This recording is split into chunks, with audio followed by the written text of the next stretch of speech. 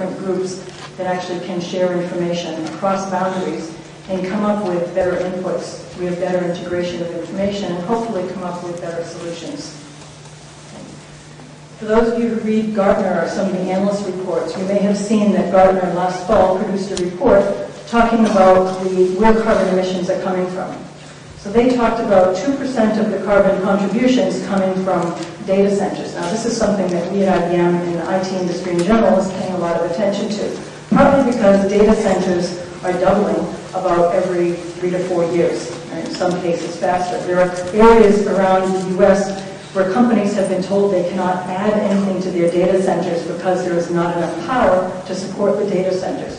So there's a tremendous issue that we're very focused on in the IT industry.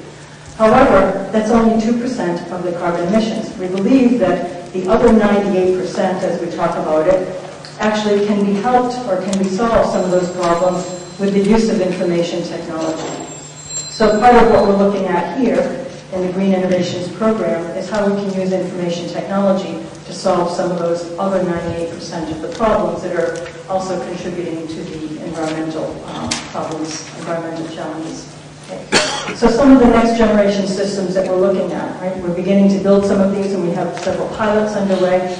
But we really believe that one thing in common with these is that we need to look at a holistic view of the environment, and we need to really understand what some of the end-to-end issues are, what these interdependencies are.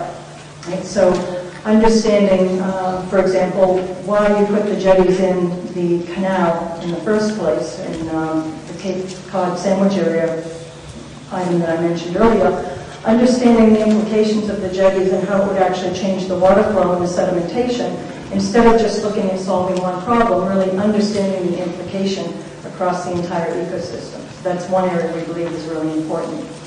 We also believe that through collaborative innovation, bringing together disparate organizations and disparate data will allow for some new solutions, right? This large-scale collaborative innovation, bringing these different parties together to solve problems will be very critical. And in many cases, allows you to bring different insights and allow you to more rapidly solve problems, hopefully minimizing any reinvention. So in IBM, we're looking at several new areas. We've been working in these energy-efficient technologies for almost a decade, as I mentioned, but more recently, in the last 2 to 3 years, we've got to have a new focus on smart systems that have to do with electrical utility industries, transportation, managing carbon systems, and advanced water management. I'm going to talk a little bit about water management because it's an area that does not get a huge amount of focus in the clean tech industry, although I know there was a session yesterday that referred to this area.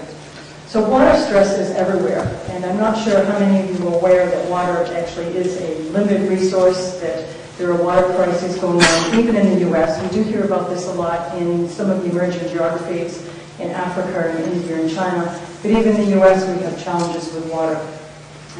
We have about 2/3 of the world, about 1/3 of the world that actually within 50 to 60 miles of coastline. So thinking back to the earlier chart where you saw the potential for flooding and sea rise, that creates a huge issue with socioeconomic development.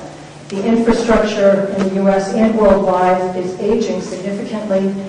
There is an issue called non-revenue water, NRW I believe it's called, non-revenue water, that actually is the water that is treated at a distribution plant that is sent out along the distribution pipes, but is never paid for by the consumer because it never reaches the consumer's household.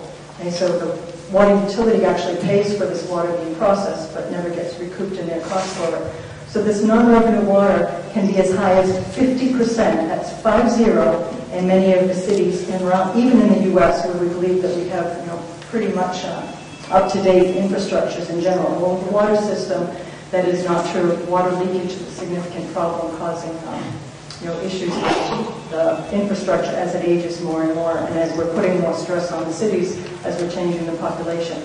Population density is altering the consumption demands. If you think about the growth of populations in cities and the growth in the worldwide population as we go from about 6 billion people today to potentially 9 billion people in the next 40 to 50 years, we expect that this will put more stress on the water system.